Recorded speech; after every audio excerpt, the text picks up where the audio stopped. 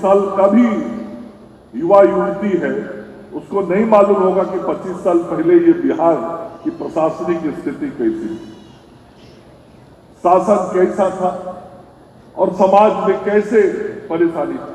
लेकिन उस परिस्थितियों में भी कौशल गिरी जी ने और ऐसे कुछ और मित्रों ने बिहार को एक नई दिशा देने का जिम्मेवारी अपने कंधों पे लिया। आज जो बिहार के युवाओं को यह अवसर दिखाई पड़ रहा है, वह कौशल गिरी और इनके ही जैसे कुछ मित्रों के प्रयासों का परिणाम है। मैं जहां तक जानता हूं, इस संस्थान के पास अंबेडकर ग्रुप में आईआईटी कर रहा हूं, आईटीआई की भी पढ़ाई यहां होती, तो मेरे लिए भी बहुत सुख का अवसर है, बहुत अच्छा अवसर है जब मैं अंबेडकर ग्रुप ऑफ इंस्टीट्यूशन के 25 वर्ष पूरे होने के उपलक्ष्य में आयोजित इस कार्यक्रम में यहां उपस्थित हुआ हूं। मैं सबसे पहले इस संस्थान के 25 वर्ष पूर्ण होने के उपलक्ष्य में इसके चेयरमैन, इस संस्थान को के बीज से लेके आज जो बड़ा वृक्ष बना है, वहां तक पहुंचाने वाले श्री डॉक्टर कौशल गिरी जी को मैं अपनी ओर से बहुत सारी बधाइयां और शुभकामनाएं देना चाहता हूं।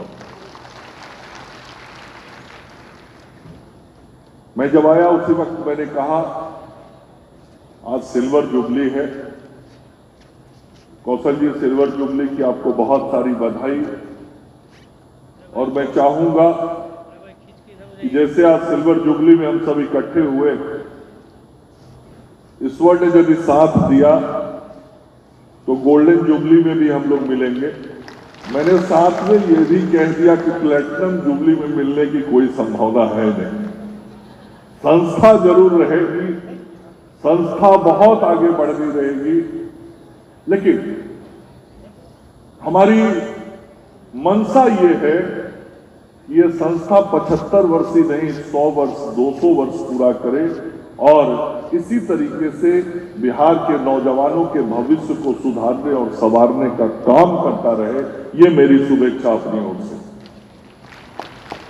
आपने जिस तरीके से अपने युवा काल के शुरुआती जीवन से बिहार के विकास को लक्ष्य करके बिहार के युवाओं के भविष्य को बेहतर बना के बिहार में बिहार की इकोनॉमी को बेहतर करने के लिए जो एक उस वक्त के लिए मैं कह सकता हूं एक नया रास्ता था, एक कठिन रास्ता था, जिस रास्ते को आपने चुना और जिस कदर आप आगे बढ़े, वह निश्चित रूप से बहुत ही सराहनीय है। आज से 25 वर्ष पहले इस बिहार के अंदर कोई पैरामेडिकल संस्थान खोलना, कोई फार्मेसी संस्थान की कल्पना करना, कोई नर्सिंग इंस्टीट्यूट खोलने की कल्पना करना या किसी भी मैनेजमेंट की पढ़ाई की कल्पना करना अतिशयोक्ति ही थी, क्योंकि उस वक्त किसी भी प्रकार के मैनेजमेंट की पढ़ाई करने का कोई छात्र जब मैट्रिक, इंटर या ग्रेजुएशन पास करने के बाद सोचता था उसके क्वालिफिकेशन के हिसाब से जो उसको पढ़ाई करनी होती थी, तो उसके अभिभावक और वो बच्चा भी बिहार के बारे में तो कोई कल्पना ही नहीं करता था। उसकी सोच यही होती थी कि राज्य के बाहर किस जगह पे मैं जाऊंगा जहां मुझे इस प्रकार के प्रोफेशनल कोर्सेज पढ़ने को मिलेंगे और मैं बेहतर तरीके से ट्रेनिंग लेके वापस आ पाऊंगा और अपने जीवन को सुधार पाऊंगा, अपने जीवन को समाज की सेवा में लगा पाऊंगा और उस सेवा के माध्यम से जीविकोपार्जन करके अपने परिवार का भी भरण पोषण कर पाऊंगा। बिहार में रह के कोई ऐसा सोच नहीं सकता था आज से 25 साल पहले। लेकिन आपने एक नई सोच बिहार के लोगों के सामने रखी, आपने एक नई व्यवस्था बिहार के युवाओं युवतियों के सामने रखी और उसके सकारात्मक परिणाम धीरे धीरे आने लगे। 1997 का दौर भी एक बहुत कठिन दौर था बिहार के लोगों के लिए, प्रशासनिक रूप से भी, सामाजिक रूप से भी। और अभी का तो जो नौजवान है उसको मालूम ही नहीं होगा कि 1997 का बिहार कैसा था। अभी जो 30 साल का भी युवा युवती है उसको नहीं मालूम होगा कि 25 साल पहले ये बिहार की प्रशासनिक स्थिति कैसी थी, शासन कैसा था और समाज में कैसे परेशानी थी। लेकिन उस परिस्थितियों में भी कौशल गिरी जी ने और ऐसे कुछ और मित्रों ने बिहार को एक नई दिशा देने का जिम्मेवारी अपने कंधों पे लिया और जो नई दिशा दी, धीरे धीरे धीरे धीरे संघर्ष करते हुए साल दर साल वो प्रयास आगे बढ़ता गया। और आज जो बिहार में यह शिक्षण व्यवस्था या इस क्षेत्र में जो पढ़ाई दिखाई पड़ रही है, आज जो बिहार के युवाओं को यह अवसर दिखाई पड़ रहा है, वह कौशल गिरी और इनके ही जैसे कुछ मित्रों के प्रयासों का परिणाम है।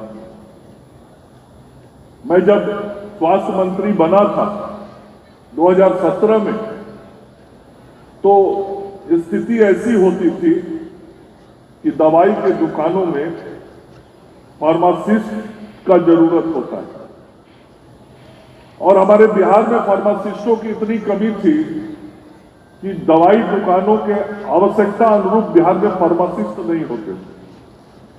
मैंने पता किया कि क्यों नहीं, तो ये ध्यान में आया कि बिहार में तो फार्मेसी का शिक्षण संस्थान ही नाम का 2-4 बचा है। यहां शिक्षण संस्थान ही नहीं है 12 करोड़ की आबादी में। और उसके बाद एक दौर की शुरुआत हुई। मुझे कितने लोगों को शुरू में बुला के आग्रह विनती करना पड़ता था, भाई आप फार्मेसी कॉलेज खोलिए, बिहार के बच्चों को मुझे पढ़ाना है। मैंने सरकार की तरफ से भी खुलवाई। नई सोच के तरफ दुनिया जहां बढ़ी है, वहां बिहार भी साथ में चलने की कोशिश कर रहा है।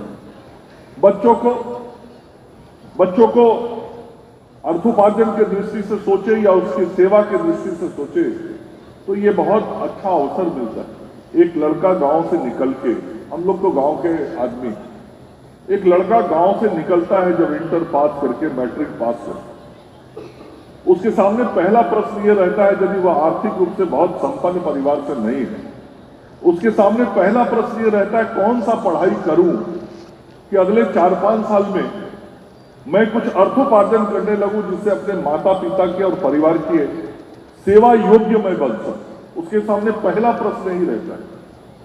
और आज की दुनिया में वो जानता है कि आईए, BA, MA, ISC, BSc, MSc कर लेंगे, उससे हमारा ये लक्ष्य पूरा नहीं हो सकता। फिर हमको कई कॉम्पिटिटिव एग्जाम्स में जाने पड़ेंगे, उसके क्या रिजल्ट होंगे, वो एक अलग स्थिति रहती है। वो हमेशा सोचता है कि मैं ऐसी कौन सी शिक्षा ले लूं, मैं कैसे स्किल्ड हो जाऊं। अरे स्किल्ड तो आदमी माइंड से होता है, दिमाग से ही तो स्किल्ड होता है। और फिर जब प्रैक्टिकल करने लगता है तो उसके हाथ में भी वो गुण आ जाता है, उसके वाणी में भी वो ताकत आ जाती है कि वो परिणाम देने लगता है। लेकिन ये सब कुछ हम कैसे कर सकते हैं, ये चुनौती बच्चों को रहती है। और उन बच्चों के सामने एक बहुत बड़ा सुनहरा अवसर आज दिखाई पड़ रहा है, जब इस प्रकार का, चाहे वो नर्सिंग की पढ़ाई करनी हो, फार्मेसी की करनी हो, पैरामेडिकल का करना हो, होटल मैनेजमेंट का करना हो, पॉलिटेक्निक की पढ़ाई हो। उस वक्त आईआईटी जरूर हुआ करता था। और मैं जहां तक जानता हूं, इस संस्थान के पास अंबेडकर ग्रुप में आईआईटी कर रहा हूं, आईटीआई की भी पढ़ाई यहां होती। तो किसी भी प्रकार का स्किल ट्रेनिंग करके काम में जाएं और हम समाज के लिए कुछ कर सके। तो आज ऐसी संस्थानें अब बिहार में हो रही हैं, जिसके कारण युवा युवतियों को यह अवसर मिल रहा है।